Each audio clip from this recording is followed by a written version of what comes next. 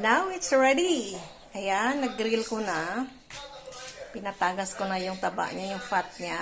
Kaya ang sarap na niyan isabaw. Lulutuin na natin. Yan, may gabi, may okra, may sitaw, long beans. At yan ay buto-buto ng baboy din. At saka may pepperoni. Yung long sili ba? Sili. Sili yan, pero pepperoni. Green pepperoni. Parang green pepper. Lulutuin na natin guys. Masarap ito. At tikman nyo ang ating sinigang. Meron tayong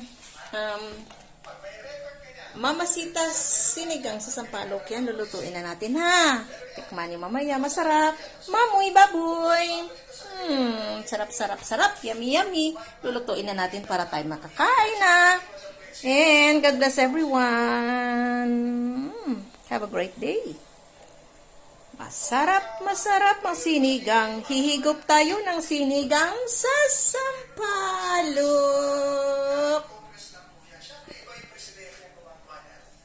Enjoy! God bless everyone.